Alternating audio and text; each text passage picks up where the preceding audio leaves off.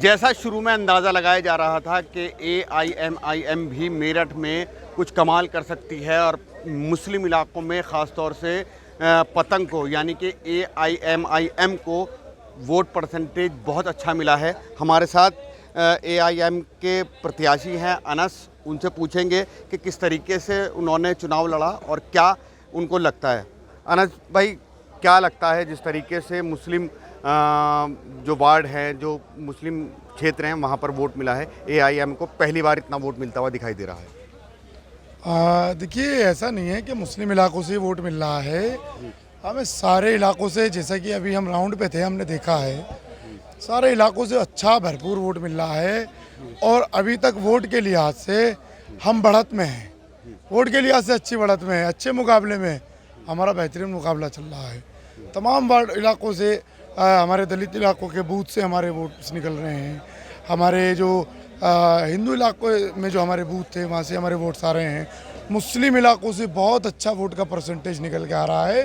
तो जो हमारे तमाम लोग यहाँ मौजूद हैं, सब लोग खुश हैं, पूरा मुकाबले में है अभी तक। बस क्या लगता है समाजवादी पार्टी को और बहुजन समाज पार्टी को छोड़कर इस बार मुसलमानों के अंदर एक AIMIM को भी वोट मिलता हुआ दिखाई दिया है, क्यों? सब मुसलमानों की बात क्यों कर रहे हैं? हम तो कह रहे हैं कि हमें सब समाज का वोट मिल रहा है। और दूसरी चीज़ यह है कि अभी तक हम BJP और सपा से बहुत आगे हैं। और वही वजह पूछ रहा हूँ, क्या वजह रही है उसके पीछे? जो वोटर आपको वोट दे रहा है उसके पीछे क्या वजह मानते उसके पीछे ये वजह यह है साहब, देखिए, हमने जब इलेक्शन लड़ा तो जो वोटर्स को कॉन्फिडेंस में लेने में कामयाब हो जाता है वही सिकंदर होता है।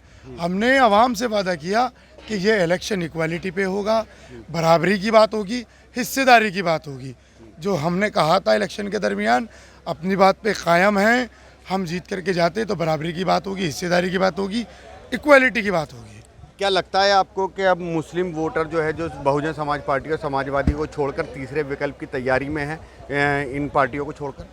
देखिए, अगर हम मुसलमानों की बात करें तो मुस्लिम समाज अब समझ चुका है, चूँकि 75 सालों से तमाम सियासी पार्टियों को वोट दिया है, अब मुसलमान थक चुका है, अब हमारे कंधे थक चुके हैं। अब मुसलमान BJP को हराने के नाम पर वोट नहीं करने वाला है। BJP को हराते हराते आज हम खुद हार करके बैठ गए हैं। हमारा पुरसाने हाल कोई पूछने वाला नहीं है।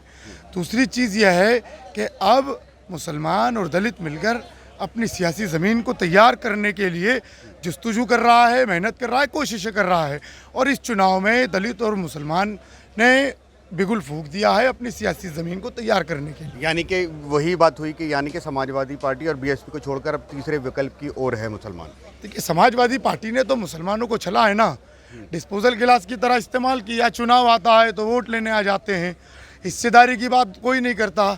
कभी विधानसभा का चुनाव आता है तो रिजर्वेशन देने के वादे करते हैं, बड़े बड़े मैनिफेस्टो जारी करके मुसलमानों का वोट लुभाने की कोशिश करते हैं।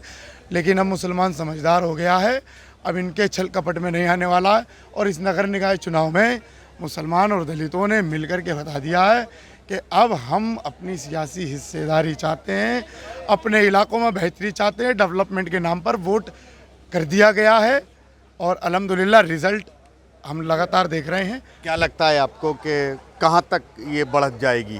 पहले नंबर की भी बढ़त हो सकती है?